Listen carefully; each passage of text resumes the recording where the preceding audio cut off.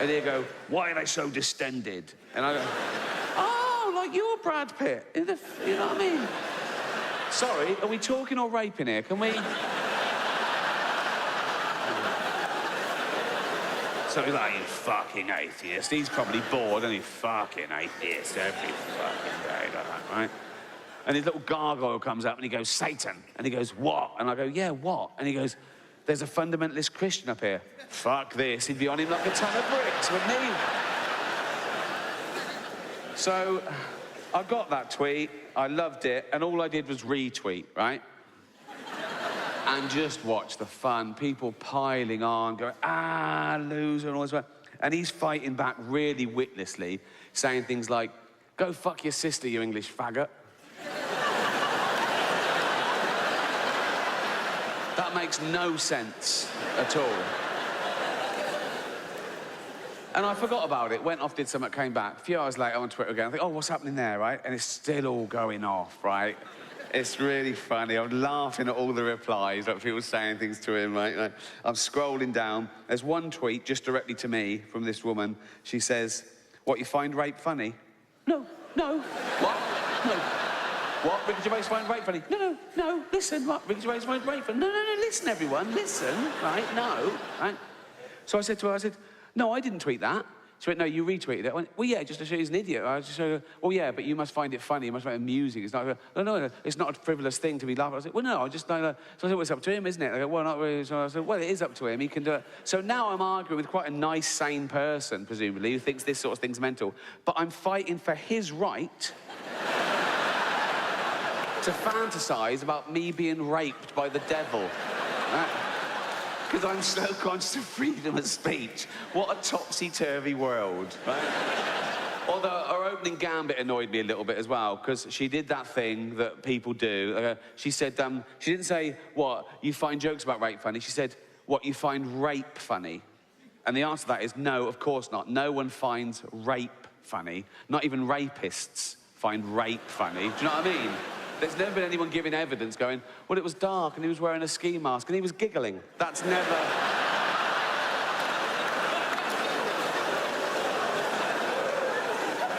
So I sent back, do you mean jokes about rape? She said, yes. I went, depends on the joke. Fucking does. No, it does. I was going, no, it does. It does. Depends on the joke. I said, of course it does. It's about context. It's about the content, right? I said, what do you mean by a rape joke? And she said, even a joke with the word rape in it is unacceptable. I said, that's ridiculous. It depends what the joke is. I said, and I tweeted that clip of me in the office going, I think there's been a rape up there. Right? And everyone gets that because of the context. And the target is a middle-aged man who's so narcissistic, he'll say the most horrendous thing to get attention to win a silly game. So you have to understand the joke and where it's going and where it comes from.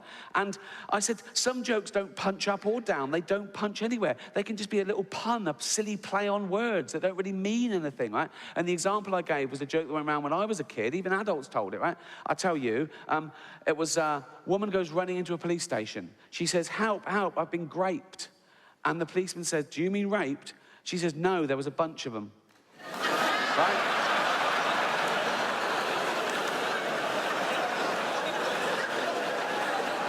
That is a rape joke, right? So, and I even said to her, I said, no, I agree in most, yeah, real rape jokes. Rape jokes where they're fucking horrible and the victim is the target. They're disgusting. I'd never tell those. But it depends on the joke, not the word or the subject, right? And I think I calmed it down. I said, and they agreed, yeah, some jokes are worse than others, right? And she ended it with saying, well, okay, I see your point, but still, I will laugh at a joke with the word rape in it when I know that no one in the audience has been raped, right? I should have left it. I just sent back, what a weird door policy.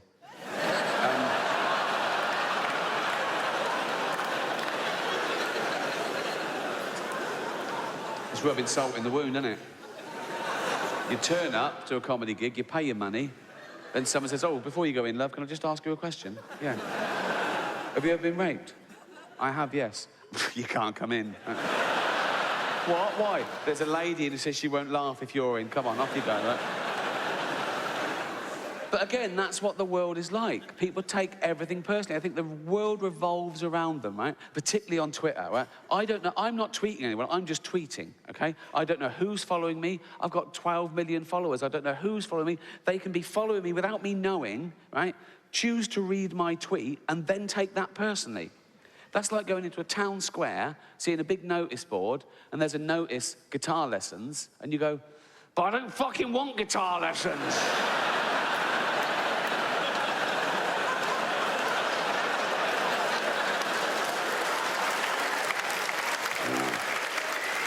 What's this? There's a number here. All right, call that, right? Are you giving me guitar lessons? Yeah. I don't fucking want any. Fine, it's not for you then. Just walk away. Don't worry about it. I should say one thing in Twitter's defense. I mean, I use it as a marketing tool and for fun like everyone else, right?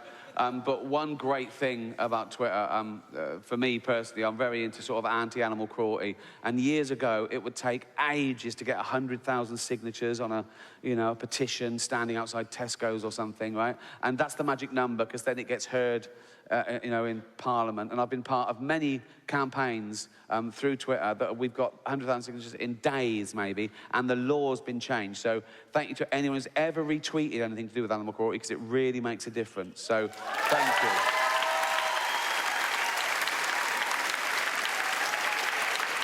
But even something as like clear and distinct as animal cruelty, right? You think no one's going to argue with that, are they? Yes, they will, right? They just want to be heard, right? I'll tweet something about a bull being tortured in a bull ring, right, for entertainment, and I say ban bullfighting. Someone always says, what about the kids in Syria? What? Well, I'm not giving you a choice. I'm not... you can do both. I'm not saying throw that kid back in the hole, there's a bull here, right? You can... And there's one thing that I didn't want in my head, but it exists, so we got to deal with it now, that I found out through Twitter. There's a thing called the Yulin Dog Meat Festival in China every year, and it's horrendous. And we send people with money to buy the dogs to bring them back, but it's a drop in the ocean. They eat tens of thousands over this weekend. And I tweet the details why it's so horrendous in the petition. People don't really read it. It's a knee-jerk. People say, racist. I go, what? They go, well, we eat pigs and cows in the West. Yeah, we do. I don't, but yeah, I used to, right? Sure. And you're right, yeah. A pig is worth as much as a dog. A cow is worth as much as a dog. It's not about the species. It's what they do to these poor dogs. And what they do is they torture the dogs first because they think it makes the meat taste better. They beat them. They blowtorch them. They even skin them alive. And I saw this picture on Twitter of this opening of this ceremony. These two guys in this Chinese square, and they're skinning this dog alive, and it's screaming, and they're laughing. I thought, that's the worst thing I've ever seen. Can I tweet that? I thought, yeah, I've got to. So I tweeted the picture with a petition, and I just said, one beautiful creature and two ugly cunts skinning it alive, right? And it took off, loads of retweets, and it made the press. I got one tweet back from a woman that said, is that language necessary?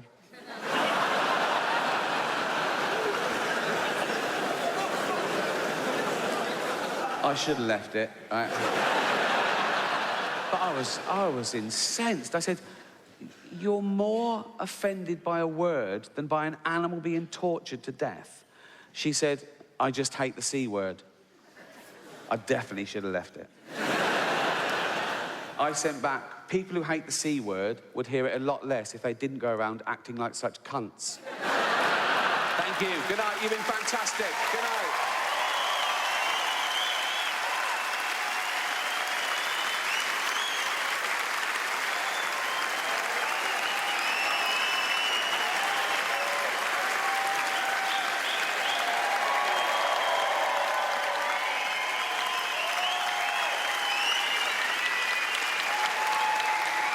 Cheers, thank you so much. Thank you so much. I hope you enjoyed the show. I hope no one was offended. No, I really do, because that's never the point. I've always wanted people to know they can laugh at bad things without being bad people. And I think it's my upbringing. As I say, I grew up in poverty with nothing, right? But the point was to pay your way, then have a laugh. That was the men. The women carried on working, obviously.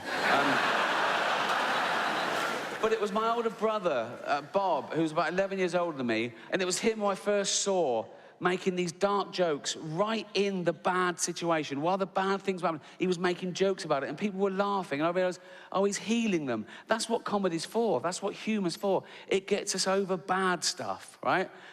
Typical Bob story. He once spent an hour in the pound shop in Hayling Island just asking the cashier how much everything was. Just to see if he could break this poor man's will. Right?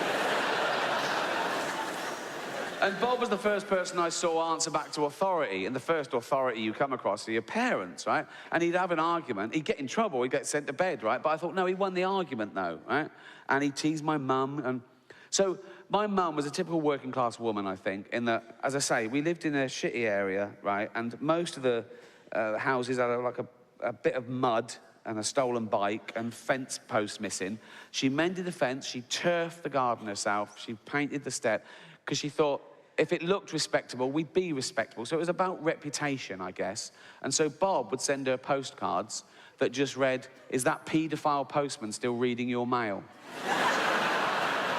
And she'd take it and she'd go in and she'd be horrified and she'd call Bob and go, "Bob, he saw it this time, you've got to stop doing that."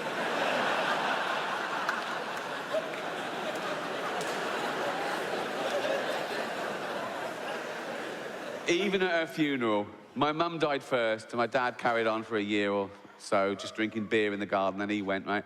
But for my mum's funeral, we sort of split up into different duties. I went and did sort of catering and flowers, and Bob went to see the local vicar. That was a mistake, right?